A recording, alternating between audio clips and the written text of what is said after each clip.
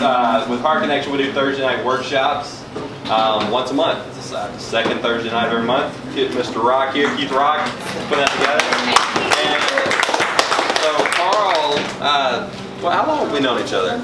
Like, has it been like 5 months, something like that? Yeah. And so got to know Karl and heard his story. I've done, he had me on his podcast. I've done a podcast with he and Laura recently. That'll come up soon. And Karl's story, there's a lot to his story and a lot of road. But I feel like tonight, well, I don't know exactly what you're going to share about your story, but I know he's made some fantastic vegan foods that I'm sure at some point tonight we'll get to sample and eat from. And thank you guys so much for coming out tonight. So, Karl, forehand. I know what you're thinking. It's what everybody thinks. With those glasses, he's got to be smart. Well, that may or may not be true. The reason I have these glasses is because I'm blind. It's not necessarily because I'm smart. Maybe you'll decide that by the end of the night. I wanted to say something about Brad really quickly. Like you said, we've been doing podcasts. He came to my house and we did one with him, and then I met him after PT3 or something. Yeah. And when I met him, we sat down to talk, and it's kind of like when I went to have someone look at a mole one time. When they looked at my mole, they said, well, we probably ought to keep an eye on that, and they asked me to come back. When I came back, she said, well, I think that's okay, but what is that over there? That looks kind of creepy over there. And that was kind of what it was like when Brad was talking to me. He kept saying, well, let's talk about that, and what about that? And so I say that to say I'm kind of messed up, and that's what I came here to share, is some of my messed up life. And hopefully some of you can relate to that. I also want to tell you, I'm not trying to convince you of anything tonight. I'm not trying to sell you anything or anything like that. But I will tell you that what I'm going to talk to you about is a little provocative. And because it's provocative, it may cause you to look at things you're doing. And anytime somebody causes you to look at the things you're doing, you get a little defensive. And I don't want you to feel that way tonight. I want us just to kind of have a conversation, and you feel free to ask me questions afterwards. I do have a couple of people that came along and helped me make some food, and I just wanted to mention them. Ryan is here with his daughter. Can you tell them who you are, kind of in brief? Hi, I'm Ryan Langton. I'm the organizer for Kansas City Animal Save. Like Karl, I'm just a recent vegan as well. It's been under 2 years for me. I have 3 children. This is my oldest, Caitlin. She's in middle school now, and she's got 2 younger siblings. So, nice to meet you. They asked me to introduce them, Lane and Derek, right? Did I say it right? So I always want to say Darren, and Marcella. And all of them are involved with Voice for Animals, Veg Life, here in the Kansas City area. I really wanted them to be here to answer questions, and also just to give you somebody to connect to if there's interest there. Whether it's from the animal side, the environmental side, the food side, these are great people that have lots of answers, and they live right here in Kansas City, so that's why I brought them along. The book begins, it was the best of times, it was the worst of times. It was the age of wisdom, it was the age of foolishness. It was the epic of belief, it was the epic of incredulity. It was a season of light, it was a season of darkness, it was the spring of hope, it was the winter of despair. Anybody know what that book is, what that's the start to? Tale of Two Cities.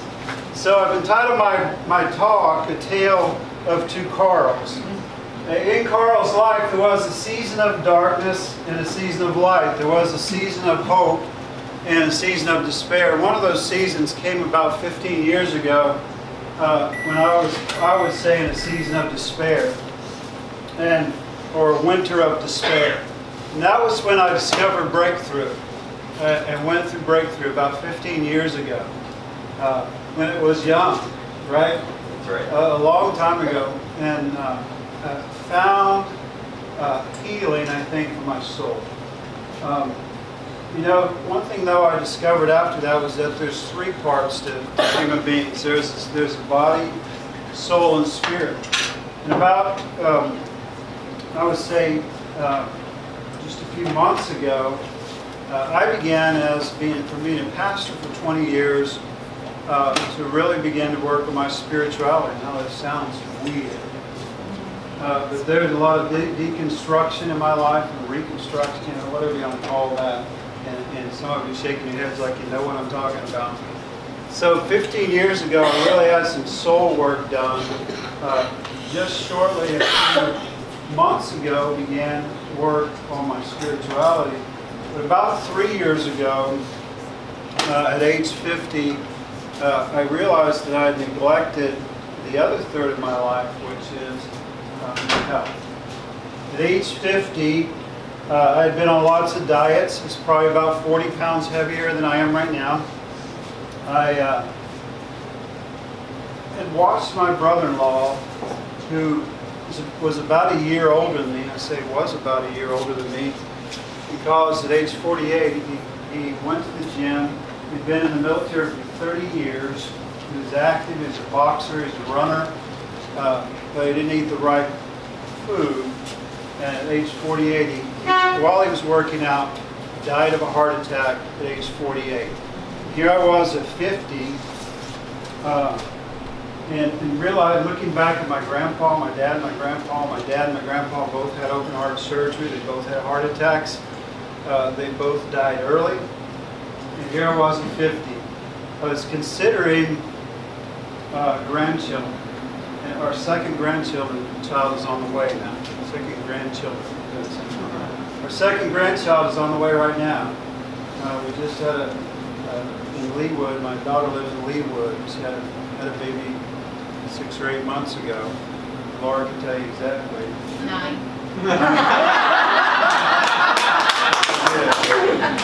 Right on here. And I was thinking about running and playing with those grandchildren. I didn't feel like doing that at 50. It was a wake-up call, I guess you would say. The medications I was on at that time, hyperchlorothiazide, was a blood pressure medicine, was a water pill. The Atenolol was a beta blocker. Correct me if anybody's a nurse or something in here. I was on Atenolol. I was on allopurinol for gout. I took Depakote because I had some grand mal seizures. I took CoQ10 because I took a statin and needed CoQ10, that enzyme, to whatever it does. Took a baby aspirin. I also took Viagra for ED. 40% of 40-year-olds have some ED, 50% of 50-year-olds, and so on.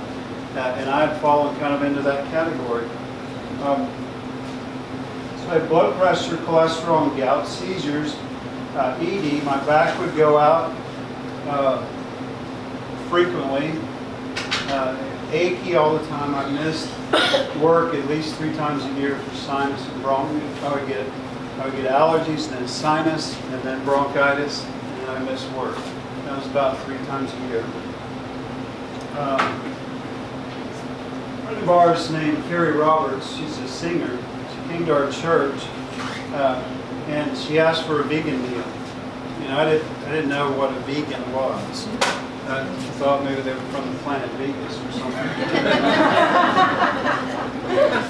I seriously didn't have any idea what they would eat, what they did. It sounded kind of hippie-like to me, like someone lived in a commune or something. But when she came back a year later, I started asking her some questions. She wouldn't really answer my questions. She just said, watch this movie, this documentary called Forks Over Knives. Has anybody in the room seen Forks Over Knives? Okay, a few of you know. It's my first time using my phone to try to speak from it. So in that film, I learned about a whole food, plant-based diet. I had no idea what to do with that, but we decided to try it. We had, for the first couple of months, and I don't know if you can relate to this, Ryan, but we had stir-fry just about every day. And it was stir fry with taco seasoning, stir fry with barbecue seasoning, stir fry with stir fry seasoning. And that's all we knew how to make. We made baked potatoes, and we started eating more vegetables, and we cut out meat, and eventually dairy. Dairy was really hard for me. I love pizza is the thing I still crave. It's the only thing I miss. But I miss that cheese and that addiction I had to cheese. So we had no idea what to do, but we tried it. So that was Karl #1, A Tale of Two Karls. Karl #1 was in bad shape, and then he began the whole food plant-based diet, and that's what I call Karl #2. 3 months after I began whole food plant-based diet, I went to my doctor's appointment. My doctor actually said this. He said, "I'm impressed," because I had stopped taking all of my seizure medicine, and I was about to go off of my statin, and I wanted to talk to him about it first. And so I went in to talk to him. He said, "I'm impressed by what I see." 6 months later, with my doctor's help, I was off all but the seizure medicines. I was terrified to do anything with the seizure medicine, so I didn't, and my doctor didn't want me to. But we were off all of that medicine. 1 year ago, from this February, a year ago February, my doctor sent me to my neurologist to say, "Can you get on a different seizure medicine, maybe with less side effects?" And my neurologist said, "Get an MRI." I got another MRI, and it was totally clean. And he said, "Okay, I'm going to wean you off of that seizure medicine." I said, "I don't know if I want to do that." He was confident that we could do that. He stepped me down very, very gradually.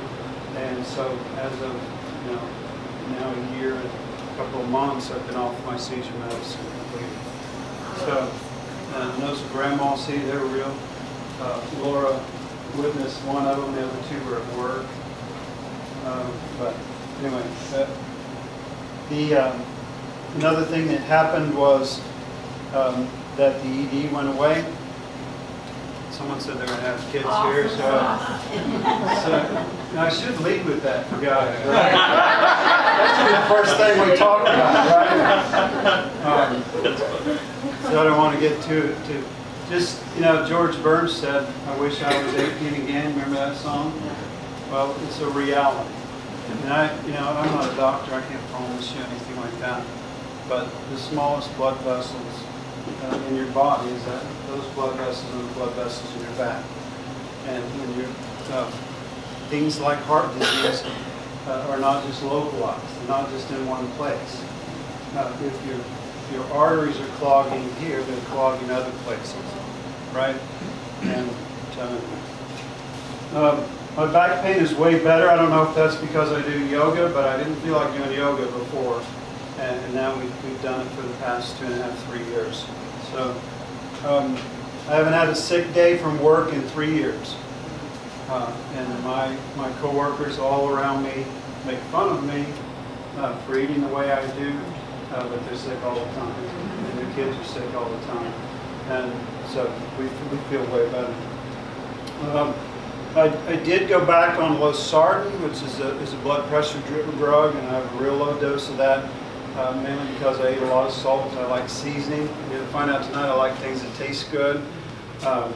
And I don't exercise as much as I should. I don't do a lot of aerobic exercise and things like that. But just that low dose of losartan is the only medicine I take now, except for vitamin B12 and vitamin D. I've only been taking a multivitamin. There's really no need. Every time I do my labs, they're always good.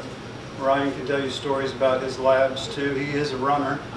He's an athlete, but his labs, I've seen them. You posted them one time, right? Yes, they were awesome. They were very good. They're unbelievable. I had to share them. Yeah, they're unbelievable. Anyway, so my focus now is primarily on health, but as my health improved, I started to be concerned about other things, just have more awareness of other things like the environment. I believe that our environment is in trouble, that there's lots of issues, there's lots of big issues. And I used to hear the word environment and I'd do this, right? The same thing I did about someone telling me what to do with my health, right? I didn't want to hear it because I knew everything. But there's some issues with our environment that we need to address. When we look at these guys over here, real concerned with animals, as we have become. You start to feel better and you start to be concerned about other people and you want to help other people. Well, you realize there's other beings on the planet besides this human being. And we need to be concerned about them. So those things become bigger in my heart. They don't have to be bigger for you. But one way, the thing about plant-based diet, whole food plant-based diet, is that it affects all three of those things. It first of all saves the animals, and second of all helps us, and then it helps our environment become better. So it helps all three. And people come at this from all different directions. Some come because they're concerned about animals, some because they're concerned about the environment, and some just because they want to feel a little better and they don't want to take so many prescription medicine. So wherever you're at this morning, please get your questions answered. We have some literature over there. I'm going to talk a little bit longer, but the best thing I can tell you to do is talk to some people that are here that already know the answers. So the biggest question I get is, what do you eat?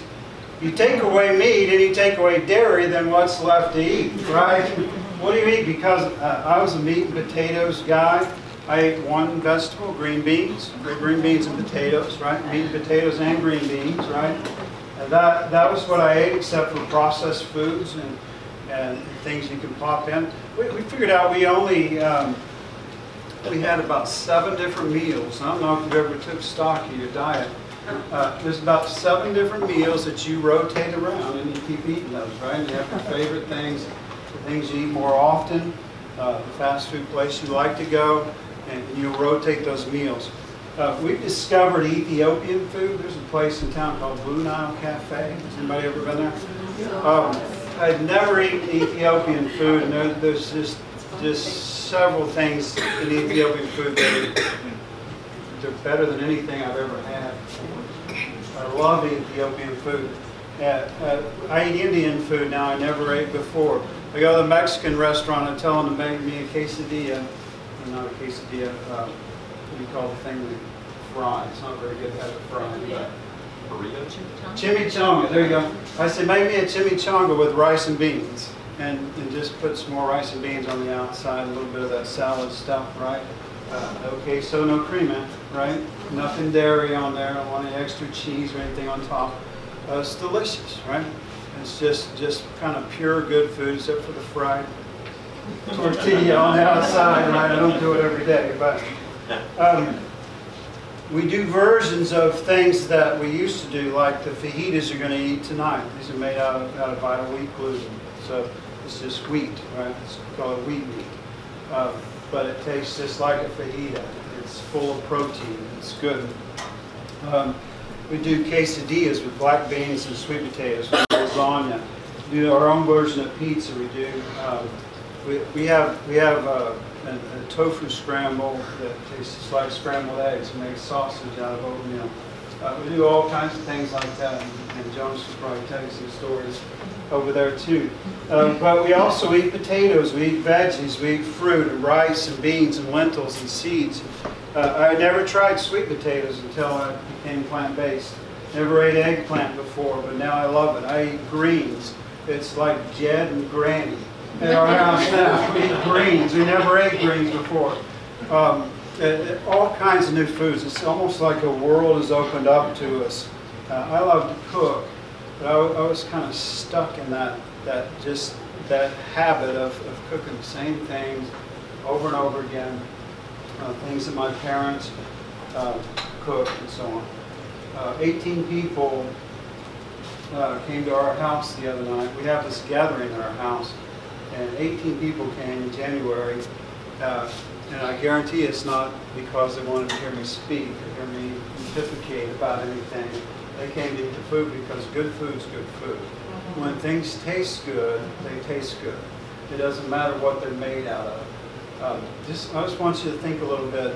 You never, as a child, salivated. This is going to sound really dumb, but you never salivated over. You never saw an animal run by.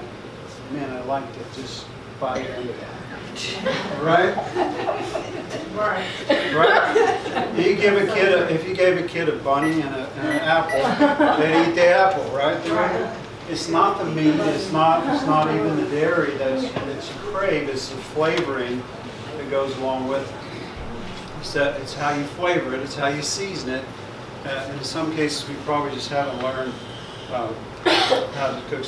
Except for some of these people over here. I went to the Thanksgiving thing at Dave's house, and it was the best Thanksgiving I've ever had as far as food, because all those cooks were there trying to make things taste good. We were just, I know you disagree because your grandma was probably better, right? Or your cooking might be better, but man, it was awesome. The other question we get is about protein. It turns out we don't need as much as we think we need. We need 0.8 grams per kilogram, or about 0.4 grams per pound, right? So an average woman needs about 46 grams. An average guy needs 50-something grams of protein. It turns out you get protein from just about everything. It's not just meat. It's not just the things you think about. But we get protein from just about everything. And if you want to know about protein in plants, the best thing to do is go to your local farmer, or maybe the best thing would be to go out to the what's the rescue place, the Arabian rescue place, Freeman Arabian Rescue, yeah. Right? Is that right? Go out there and find the biggest stallion that they have there, and just take a look at it. Look at the muscles on that stallion. Go to the zoo and look at the biggest giraffe. Right, look at the biggest animals that they have there. The giraffes, the elephants, and all those huge animals have those huge skeletons. Not only do they get enough protein, they get enough calcium, and they're all vegans. And they get enough, and you will too. It's not. 95% of the people in this country get enough protein. 95% of us don't get enough fiber. Fiber is really what we ought to be concerned about. And fiber only comes from where? From plants. Yeah. So I hope that didn't sound too pointed. We get that question so often. What about moderation? I like Dr. Greger's example. Dr. Greger says, what about moderation? Why don't we just eat what we eat in moderation? He said, well, it's kind of obvious that saturated fat, cholesterol, eats at your endothelial cells, causes heart, causes damage within your blood vessels. Why don't we just, what if you hit your knee with a hammer once a day? What if you hit your knee with the hammer 3 times a day? You went to the doctor and said, my knee hurts. He could tell you to stop. He probably wouldn't want to interfere in your life and tell you what to do. Stop hitting your knee with a hammer. But he could give you a pain medication for hitting yourself with a hammer. But what if we hit ourselves with a smaller hammer? That's the moderation, right? He'd keep hitting it 3 times a day, but just with a smaller hammer. Dr. Greger says, why don't you just stop hurting yourself altogether? Right. Stop hitting yourself with a hammer. If something's damaging, if something's not good for you, then we shouldn't do it. What's wrong with the standard American diet? About 500,000 people had open heart surgery last year. 600,000 people died of heart disease. 105,000 people died from prescription drugs that were administered properly in hospitals in the United States. That statistic goes on every year, and it's one of the most amazing things to me. 100,000 people die from prescription drugs that are administered properly in the United States. A third of us will have diabetes by, I can't remember if it's either 2020 or 2025, that about a third of us will have type 2 diabetes. Type 2 diabetes is reversible. Type 2 diabetes can be treated. I encourage you to look into that. That it can be treated with diet. And it's probably not exactly what you would think. My friend, Dr. Amanda McKinney, she works at Doane College in Nebraska, and lives up around Lincoln somewhere. She said the problem is we have an acute care model in this country. We treat chronic diseases like we do the flu. We want to treat things with medicine that are chronic diseases. And the last 30, 40 years, something's been happening. And the same thing happened in the 50s. In the 50s, when you went into your doctor's office to talk about your health, you might find him smoking a cigarette. And the debate wouldn't be over whether you should smoke, it would be over whether you should smoke Luckies or Camels. That's in the 50s, right? It took 6,000 or 7,000 studies before the Surgeon General finally said smoking is bad for you. If you think after the first 5,000, there was, wait a minute, what's going on? But it took 6,000 or 7,000 studies, and then finally said, listen, this is not even good for you. And now it's more common. Now we recognize that. Same thing's going on today. In the 70s, right in that time, from the 70s and 80s, we began to discover that diseases could be reversed with diet. And they began piling up evidence. That evidence has been piling up. It's getting now where it's like we know too much. It's like there's too much. There's more and more and more evidence every day that things like a whole food plant-based diet and moderate lifestyle changes can totally reverse your health. Can change your health. Just one example. You may look at you say, well, Karl, you probably have good genes. I definitely didn't have good genes. That's not the story that works with me. And sometimes we get a little bit too, what's the word? I get a little bit, maybe too aggressive about it, right? I kind of think, I just want to help my family, and things like that. Well, that's our plan. We want to continue to get healthier. Laura and I, right now we're trying to drop a little bit of weight. We want to kind of fine-tune things, but generally we're healthy. We get down on the floor and do yoga and bend over like I never could have been over before. We don't spend hundreds of dollars on medicine. Good time. Our food is fun. We eat to live, don't live to eat. Right? But we also participate in some plant-based groups, things like these guys put on. Voice for Animals puts on, they have a plant-based wings deal around Super Bowl time, so you've got to go to that. They're doing a cheese thing here before too long, right? It's June 18th. Yeah, in June. And then in August, Veg Fest will be 10 to 20,000 people there at Veg Fest. It's awesome. And then, like I said, we did a Thanksgiving thing. We did a Vegtoberfest, right? You need to kind of connect with these guys and check them out. Even if you never intend to go plant-based, you have a lot of fun, and these events are pretty cool. So we do a lot of that.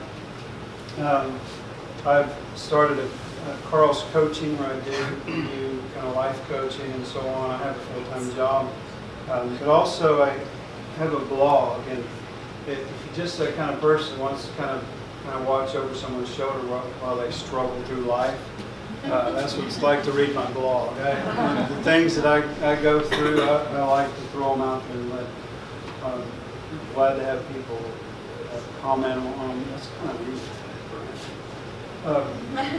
That's good. But we enjoyed also, we're starting to do podcasts and things, and some of that with Brad. My goal is I have a tattoo now that says it says authentic. I want to be authentic with the rest of my life. And so we're trying to do that. I want to bring some people along. Originally we said Laura and I said together, and she always says you always include me, but it was really you. So let's just say that I said it. That we wanted to bring 100 people along. Our health has been improved. Hopefully, by the end of our life, we'll help 100 other people improve their health. One of our friends, he was about 50 to 60 pounds overweight. They both with blood pressure and cholesterol and all that stuff. These guys are the picture of health now. They started in investigating this, and it took them about a year, and then they finally got serious. When they got serious about it, her blood pressure is just, it's incredible. It's like 114 over 68 or something like that. I mean, she's almost 60. And it wasn't that way for most of her life. Laura's mom, this is my mother-in-law, so my mother-in-law, I want to tell you, 2 years ago, I couldn't stand to be around her. And she's always been a pretty good mother-in-law, but she felt so bad. She had hives and autoimmune stuff that she was dealing with. She's on statin and so on. And she was either crying or making Laura cry on a regular basis. She's not off all of her medicine, but she's started a plant-based diet. She's a different person. So I've won already, right? My mother, I can deal with my mother-in-law and I feel better, right? My wife feels better. I can play with my grandkids. I can be happy, and sometimes I wish I'd just be happy with that and stop trying to convince everybody else. But we have a friend named Brooke in our home, in our town that we live in, that has lupus. She talked about she used to just, her lupus is not totally cured or anything, but she talked about she used to lay on the couch and just wish she didn't have to live, basically, because of how that lupus interacted with all of her health problems. And, she feels way better now. She does every cooking thing that we do. We said 100 people. There's 450 on our Facebook group right now. And I would just say, and I want to make sure this comes out right because I don't want to offend anybody, but some of our friends do different health food things where they have shakes and things that you buy. And if any of you do that, I'm not criticizing that at all. But I watched a sales pitch the other day for one of those things. And I'm all in favor of it. If someone's doing something to better their health, and I'm for you, right? But when my friend came and presented that to me, I just said, I think that's great, but I don't need any of that stuff. I don't need it because what I eat fixes my problems. I need those things. And like I said, if you do those, I'm for you.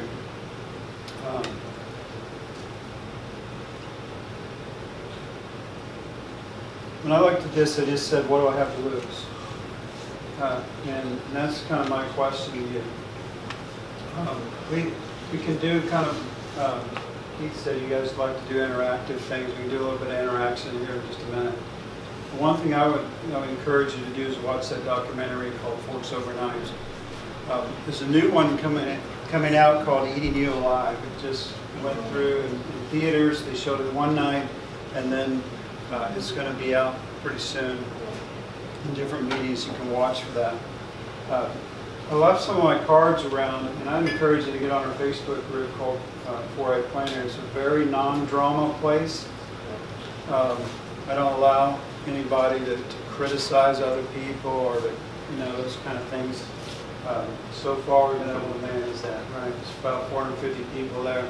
And we try to just have a lot of good information coming out. Some information I'd like to give to you to get you kind of pointed to things where you can check it out, go research it. I'll put on that 4A Planner site, so that the Facebook group. So if you can find one of those cards and do that if you want to, that's fine. Right?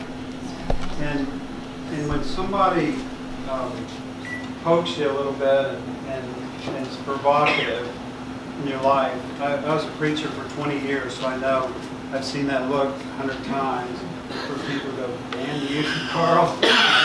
Why did you tell me that?" And they used to call it stepping on my toes, right? Why'd you? I was happier not here. I understand that. But I was listening to Brad's podcast today, and I just want to share because this is how I felt 3 years ago. 3 years ago, he was talking about transition. 3 years ago, he said, I can't tell you how it's going to turn out. I can't promise you how it's going to turn out. But he said, I can tell you it's not the end of your story. And I can tell you that what you're holding on to, he's talking about the monkey that grabs hold of the banana and gets his hands stuck. I can tell you that it's killing you because you won't let go of it. And I know that you can't imagine your life without it. Those are the words he said today. That was exactly my story 3 years ago. It's not your story, but hopefully it resonates with you a little bit. And I just want to thank you for letting me be here today to talk about this. I think it's a good discussion. I don't think I have any right to tell you what to do with your life, right? But it's a good discussion to have. We have a health care crisis, we have environmental crisis, we have all kinds of things in this world we need to work on, and we can't solve them unless we talk about it. Right? So that's all I have. Thank you.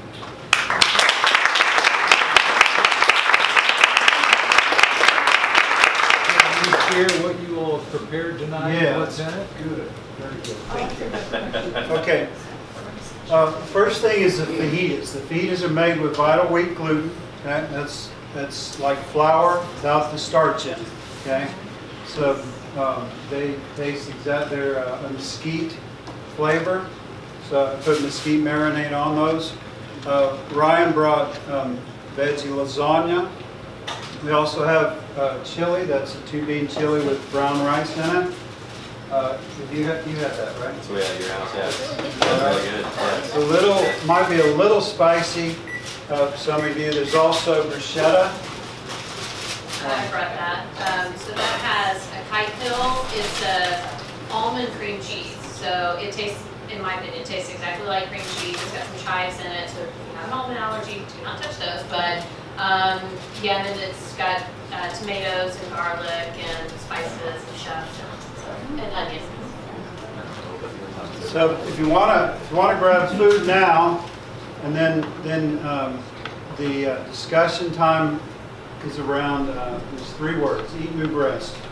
My friends up in Lincoln have a YouTube channel. I invite you to check that out. They have 6,000 or 7,000 subscribers, and it's called Eat, Move, Rest. They said that's the 3 things we do every day that we could do better, right? Eat, move, and rest. So we need to eat better, we need to move more, and we need to rest more effectively, right? With mindfulness and things like that, and sleep. Okay. So how can you? So the question for your discussion later on while you're eating is how can I eat better?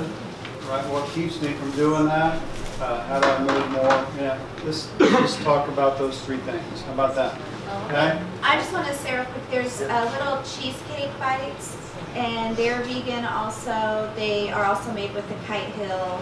So they're almond. It's not a soy base if you have a soy issue. They have almonds, coconut milk, oatmeal, coconut oils, things like that. So, good. So someone And it's mentioned a little soy jelly. before. I don't think we have anything soy, right? I don't think so. I don't think I do either. So we avoided that one. Anybody bothered by that? The fajitas, if you're gluten sensitive, are that's gluten. Okay? Let's see. It's all ready, I think.